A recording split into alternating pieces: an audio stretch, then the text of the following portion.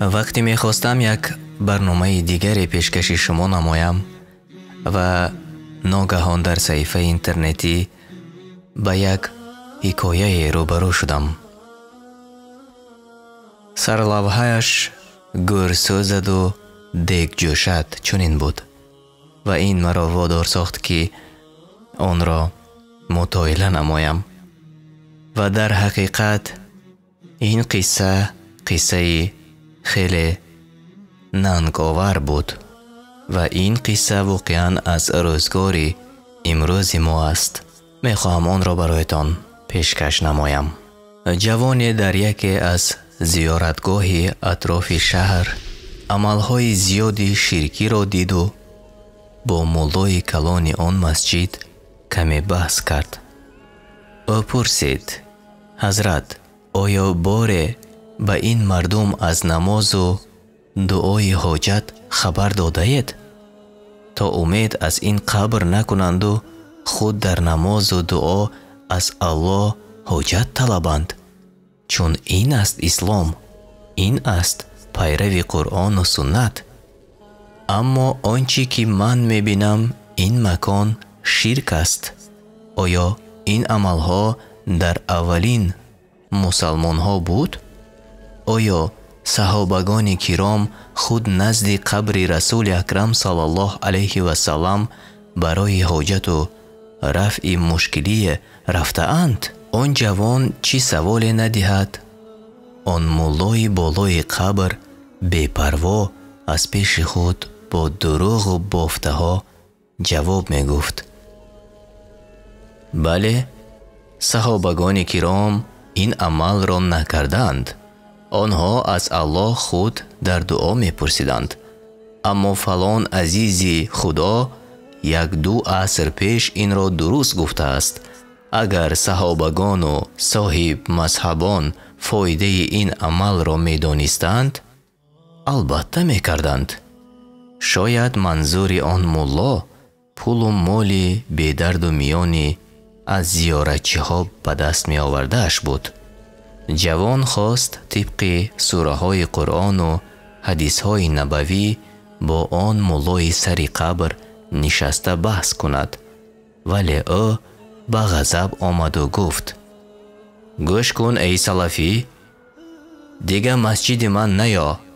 آمدی زنگ میزنم، می آیند میبرند گوسدود منن. تو من نمیدانی که من کیم؟ حالی این مسجد من چیه که گفتم همو توغیه، فهمیدی؟ پس آن جوان نزد عالمی حقگوی رفت و از سوال و جوابی داشتهشان با آن نفر به او خبر داد و پرسید که: حضرت، آیا کسی از قرآن و سنت نبوی آگاه است و میخواهد ضد شرک بحث کند؟ از مذهب خارج و سلفی و وهابی می شود؟ مگر 4 مذهب اهل سنت پایبند قرآن و سنت نبوی نیستند که این مولا خود از شیعگان پیرو است و مرا سلفی و وهابی گفته از مسجد که خانه الله است پیش کرد؟ آیا آن اعمالی که از قرآن و سنت نیست صحابگان کرام آن را شرک می دانستند؟ این زمان پیروی از اسلام گشته است. آخر این مولاها برای پول و مال شده مردم را به شرک می برند. عالم گفت: بله پسرم، از غیر الله پرسیدن مدد شرک و عمل کفر است. این نامولا را پدرش پیش از مفتی شدن زمان از حساب آن قبر صاحب پول و مال زیاد گردیده بود. این پسرش که مزه پول بیدرد میان را که چشیده است چی مثال نعاری قبول نخواهد کرد؟ من باره با پدر او در دفتر از قرآن و حدیث های نبوی مثال های آورده بودم و برادرانه نصیحت های نوشته بودم. افسوس او حتی آن را نخوانده در کتابدانش پرتافت. پس من این پسرش را امتحان میکنم. олим ба назди он нафар рафт ва ӯро саргарми ҳисоб кардани фоидаи муфти он рӯз ба даст омада дарёфт. он мулло зуд пулҳоро дар бағалаш пинҳон карду аз ҷой хест ва олимро пешвоз гирифт. марҳамат ҳазрат, чӣ шамоли шуморо тарафи мо овард? пас аз марги қиблагоҳ шуморо намедидем? олим нахост то болои кате ки асбоби дуруғи мардумон ва амалҳои куфрӣ гаштааст нишинад. ӯ аз он мулло хост то ба масҷид дароянд, чун вақти намоз буд. шумо даромада 2 ракъат таҳияи масҷид хонед, ман аз пасатон меоям, гуфт он нафар. сабаб он буд ки якчанд зиёратчӣ сӯяш меомаданд. олим намози ҷамоат хонду баромаду он номуллоро дид ки ҳоло ҳам болои кат нишастаасту гӯё аз намоз фаромӯш кардааст.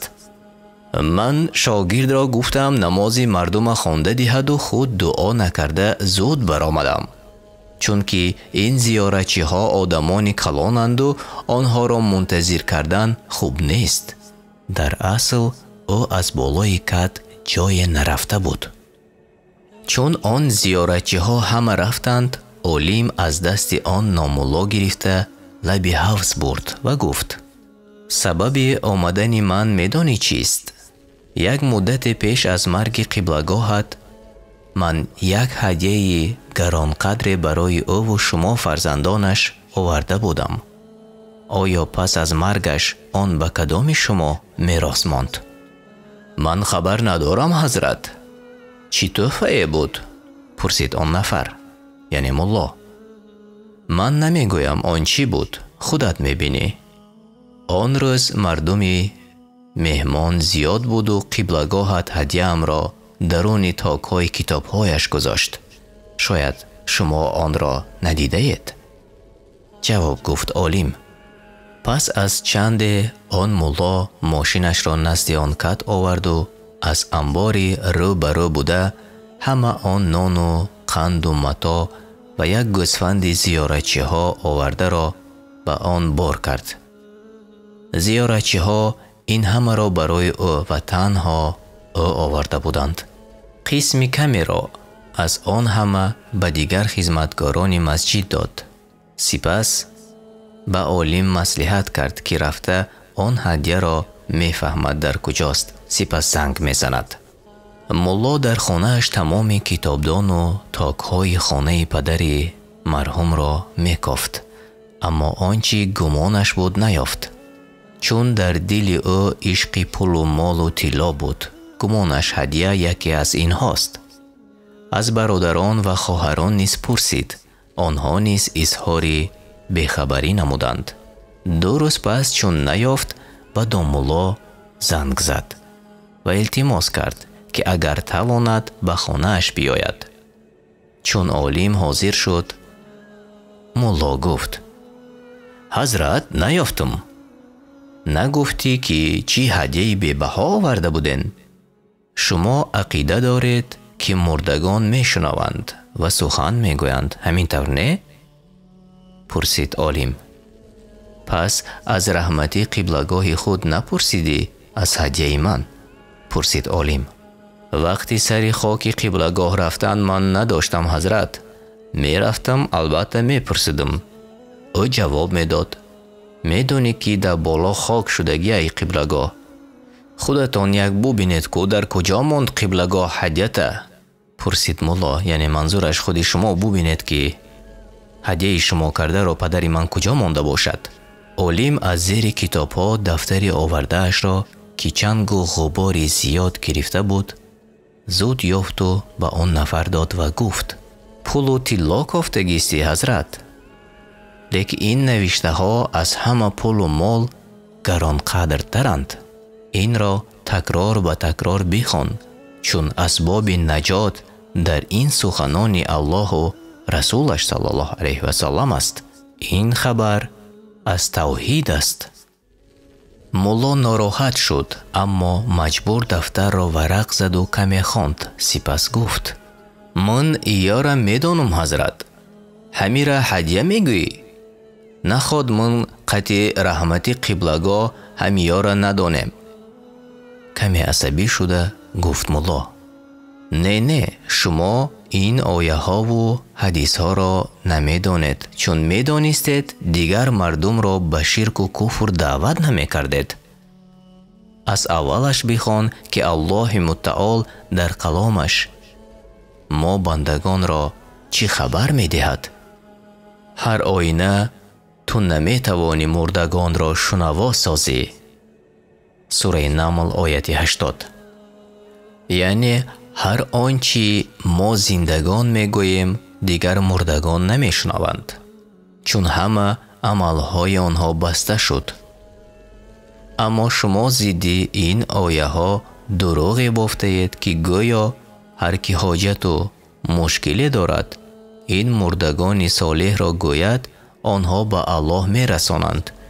гӯё онҳо миёнрав байни мо зиндаҳову Аллоҳ ҳастанд. оё ин оятҳоро қабул надоред? аммо ҳеҷ як далели ҳақ будани ин гуфтаҳоятонро надореду мардумро ба ширк даъват мекунед. ин ширк аст, додарам. ҳоло фурсат дорӣ, бас кун ин амалро. дар ин сура Аллоҳ мурдаҳо гуфта нафаронеро ки тоату ибодат надоранд дар назар дорад. ҳазрат, қиблагоҳ моро ина гуфта буд. зуд ҷавоб гуфт мулло. олим розӣ нашуда гуфт: не, ҳазрат, инҷо Аллоҳ айнан мурдаҳои зери хок бударо мегӯяд. худованд дар ҷои дигар бар мо мефармояд: ва зиндагону мурдагон баробар нестанд. албатта худо ҳар киро хоҳад мешунавонад ва ту наметавонӣ сухани худро ба мурдагоне ки дар қабр хуфтаанд бишунавонӣ. сураи Фотир ояти 22. танҳо фариштагонеро Аллоҳ муваззаф намудааст, яъне вазифадор намудааст, то саломи умматонро ба Расули Акрам саллаллоҳу алайҳи васаллам расонанд. пас танҳо он ҳазрат аз салому дуруди мо умматон хабардор мешаванд, дигарон не. далел ин аст ки Расули Худо саллаллоҳу алайҳи васаллам мефармоянд: дар ҳақиқат барои худованд дар замин фариштаҳои сайёҳе аст, саломи умматамро бароям мерасонанд. ҳадиси имом Аҳмад. аммо афсӯс, шумо ва он нафароне ки дар назди зиёратгоҳҳо пулу мол ба даст меоред, аз барои нафси палид шуда дурӯғе бофтаед ки ин азизон худ суханони мо зиндаҳоро худашон бе ягон фаришта мешунаванд ва албатта ба Аллоҳ мерасонанд. расули Аллоҳ саллаллоҳу алайҳи васаллам худ намешунаванд, балки фариштагон ба ӯ хабар мебаранд. аммо шумо дурӯғе бофтаед ки ин азизоне ки ба хоки пои он ҳазрат баробар нестанд метавонанд худ шунаванд. дар замони ҷоҳилият кофирон мегуфтанд ки мо ин будҳоро намепарастем, балки онҳо василаи наздик шудан ба худованд. мо ҳуҷҷату мушкили худро ба ин будҳо мегӯем, инҳо ба худо мерасонанд. ана ҳамин ақидаи шумо ба ҳамон замони ҷоҳилият дуруст меояд. ҳоло ҳам баъзе мушрикону шиягон дар дигар давлатҳо ҳастанд ки чунин боварӣ доранд. пас оё шумо амалҳои онҳоро пайравӣ мекунеду ин аз ислом аст мегӯед? расули акрам саллаллоҳу алайҳи васаллам мефармоянд: қиёмат барпо намешавад то ин ки баъзе аз қабилаҳои умматам бо мушрикон бипайванданд, баъзе амалҳои онҳоро пайрав гарданд ва то ин ки будҳо парастида шаванд. ҳадиси Тирмизӣ. пас ин ақидаи хатои ту ва ту бар инҳо пайравӣ аз мушрикону будпарастон аст, аз ислом не. чун ислом он замони расули акрам саллаллоҳу алайҳи васаллам комил шуда буд ва ҳоҷат به این بافته های شما ندارد. قبلگاه من مفتی بود، عالم بود. او این عمل میکرد. استادش درست گفته بود. چی من خود گوش کنم یا قبلگاه ما پیرو باشم؟ پرسید ملا با قهر. یک مثال عادی بیار آمد. دادرت پولی کلان قرضدار است. همین طور نه؟ پرسید عالم. خیلی ها چی گفتنی حضرت؟ قهرش بلندتر شد آن ناملا را. کنی گویی که سری قبر این حضرت مولانا و یا قبلگاهت رفته دعا کرده مدد طلبیده اید؟ باز پرسید عالم. چندین دفعه رفتیم. همی دادرچه مد نصیبش همی بود است حضرت. جواب گفت ناملا. دیدی دادر، جسم پدر مرحومت حالا خنک نشده بود و او میان شما و الله میان رو شده نتوانست تا دادرت از قرض و بلا آزاد شود. اما تو با مردم میگویی که قبری که صاحبش صدها سال پیش مرده است میتواند مدد کند. دادرت نه قرضش کم شد و بالای این زندانی هم شد، برای آن که شما امید از مردگان داشتید نه از الله. اگر عقیده درست می بود دادرت نجات می یافت. این صفت مسلمان نیست طلبیدن از غیر الله کاری را که به آن قادر نیست. دوام داد عالم. پسرت چی؟ پسرت با مواد مخدر زندانی شد یا نه؟ بدان که پول و مالی که حق تو نیست غنیمت خود می شماری. یعنی مالی که برای تو حرام است خانه‌ات می بری و زن و فرزندانت را می دهی. دیگر آنها از پی رزق حلال نخواهند گشت. آن پسرت هم خواست مواد مخدر فروخته پول و مال کلان صاحب شود، ولی الله او را شرمنده کرد. ولی تو از این پروای نداری. آن نامالله خاموش بود. او جواب نمی یافت. سپس عالم مثال قوی آورد که در قرآن الله بر رسولش صلی الله علیه و سلم جواب همه سوالهای بندگان گر پرسند می فرماید. به بندگانم جواب بگو که، یعنی جواب این و آن سوالهای داشتهشان را بگو، اما در مسئله دعا و التجای بندگان الله متعال نمی گوید که ای حبیبم جواب بگو، بلکه خود جواب می گوید. سوره 40 آیت 60 و گفت الله مهربان که ای بندگانم شما دعا کنید من اجابت خواهم کرد. الله در این سوره و دیگر سوره ها می فرماید که گر بنده حاجت دارد نیاز به میان روها نیست، حتی به رسول اکرم صلی الله علیه و سلم، بلکه الله به دعا و تضرع بندگان خود جواب خواهد گفت. چون الله در کلامش باز می فرماید که اگر بندگانم پرسند که آیا الله نزدیک است که ما دعا کنیم، در جواب خود خداوند می گوید که من نزدیک هستم و دعای دعا کنندگان را قبول می کنم. سوره بقره آیت 186. الله نمی گوید که بگو که من نزدیکم، بلکه الله خود می گوید که من آنقدر به بندگان نزدیکم که آنان گمان ندارند. الله مهربان به بندگانش حتی از رگ گردنشان نزدیکتر است و او خود می شنود و انشاءالله جواب می گوید. پس آیا حاجت به این میان روی مرده که خود به یک کف دعای ما محتاج است درست است؟ جواب داری حضرت؟ من ای پیش خودم ایجا پیش قبر دکت نموندم حضرت. پیش من چندین مولای دیگر بود، چی به اونا میکردن؟ او یگان دلیل داشتنده؟ جواب گفت نامالله. عالم پرسید او وارم رنگ خودت مزه پولی بیدرد میانه که چشیده‌اند بی پروا به شرک روی آورده بودند. آیا سوره غافر را خوانده ای حضرت؟ سوره بقره را خوانده ای؟ قرآن را با معنیش خوانده ای؟ در کجای قرآن الله گفته است که خودتان دعا نکنید بلکه روید سر قبر عزیزان من؟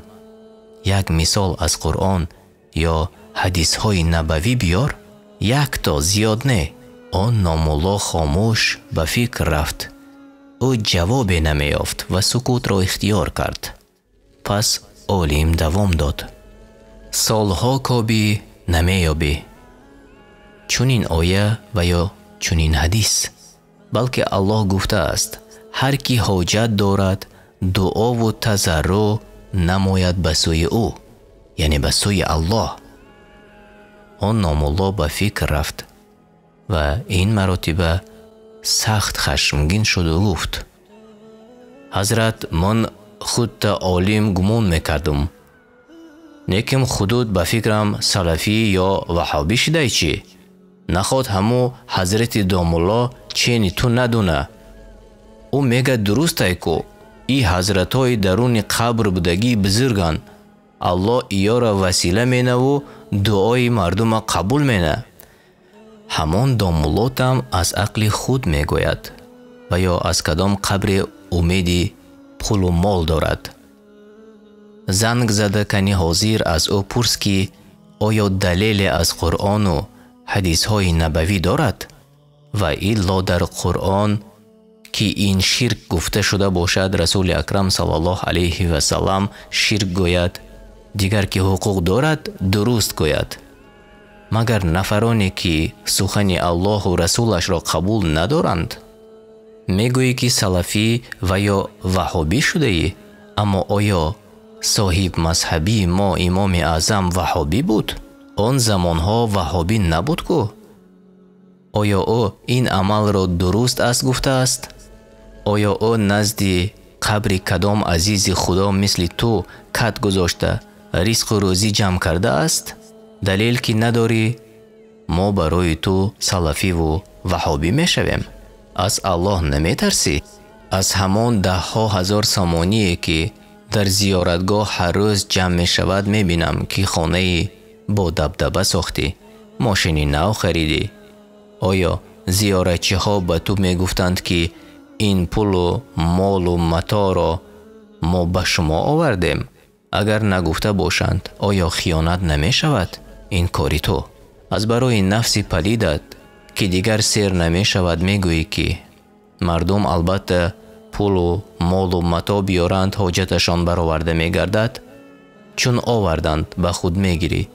اگر ایمان می داشتی به خیر کنندگان می گفتی برده به یتیمان و مسکینان و حاجتمندان خیر کنند، چون این را الله در کلامش فرموده است. تو بر اینها چون همون آخوندهای شیعه می خواهید با هر دروغ زیادتر پول و بایگری جمع آرید. تنها این سخنان آخرین را آن نامالله شنید و رنگ رویش دیگر شد. او گویا سخت ترس خورده باشد. با آواز لرزان گفت حضرت من ای پول و مال طاقه نمی خورم. ای پولا را ای بالا چندین خورنده دیگر هست. ای کمیته دینی حکومت ناحیه رودکی میخرن، مفتیات میخرن. اگر حقی او را نتیم ما نمیگرن ایجا. رئیس پیشینه شهر روی خاطر بوام من مانده بود ایجا.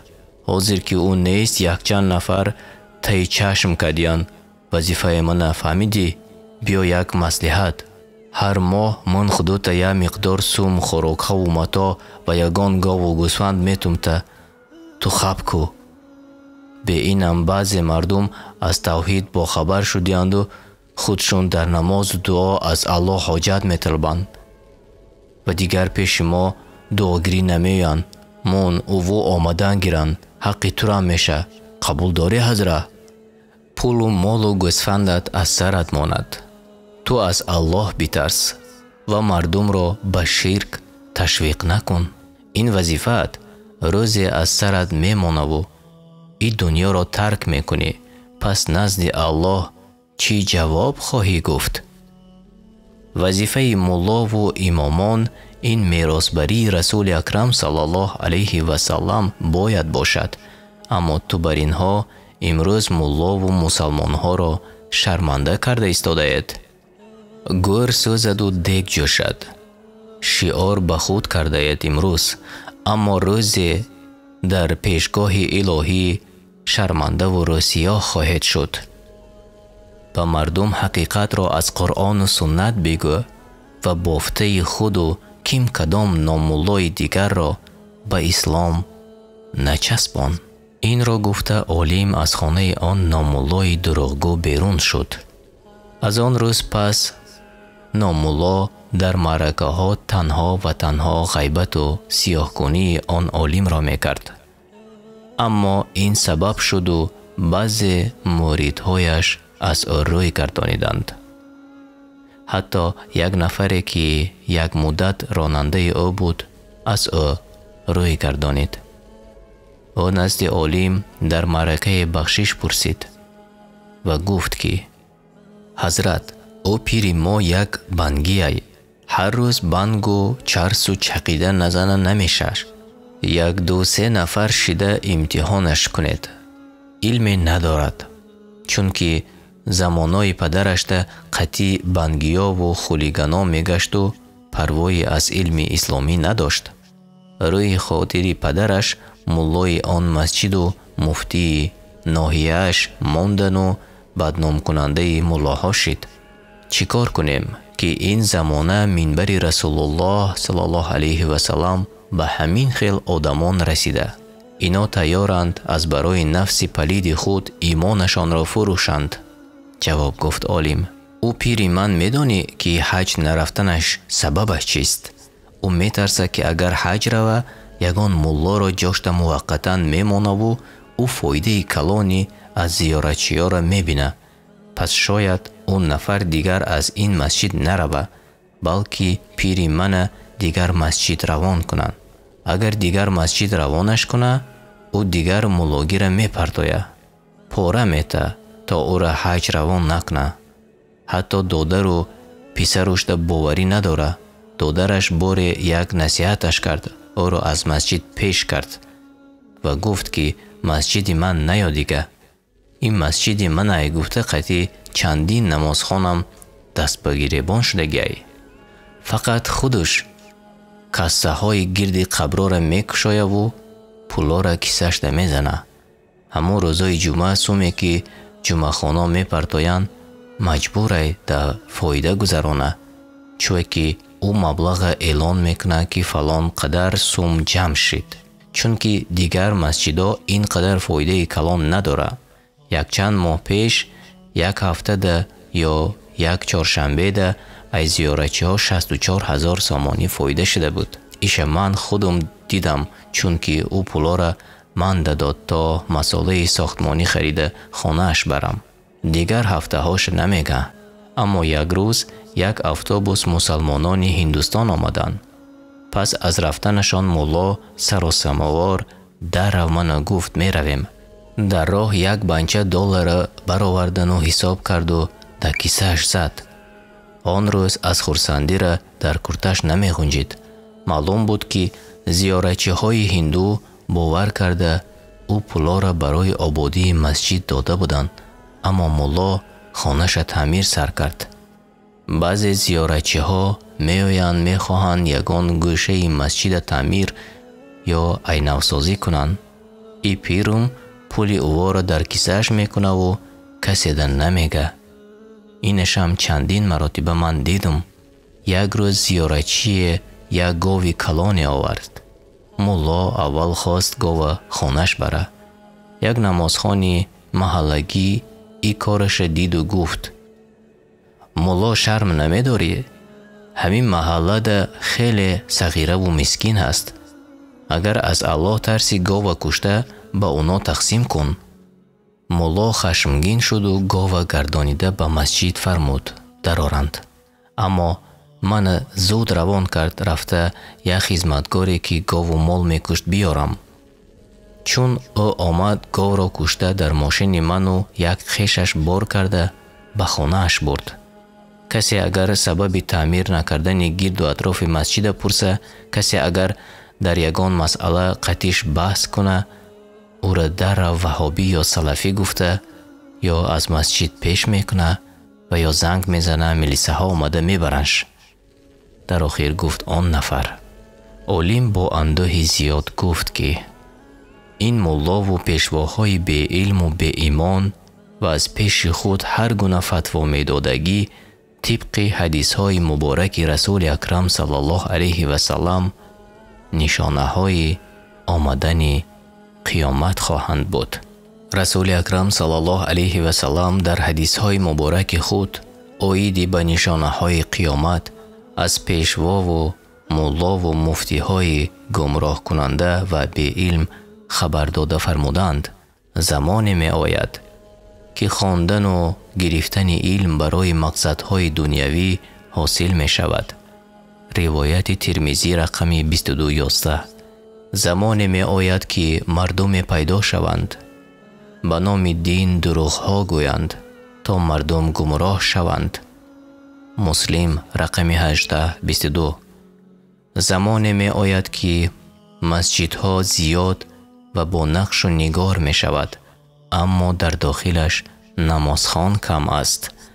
ابو داود 449. زمانی می آید که ملا و مفتی های جاهل پیدا می شود و با فتواهای نادرست مردم را گمراه می کنند. بخاری رقم 100. زمانی می آید که کسی توجه و پروا نمی کند که آنچه را به دست آورده است از حلال است یا از حرام. روایت بخاری رقم 2059. الله متعال از چنین طایفه ملا و مفتی ها جامعه مسلمین را پاک گرداند تا مردم اهل ایمان را با دروغ و فتوای بافته خیش گمراه نسازند. دعا کرد عالم. جمال الوجود بذكر الإله وتصفو الحياة بنور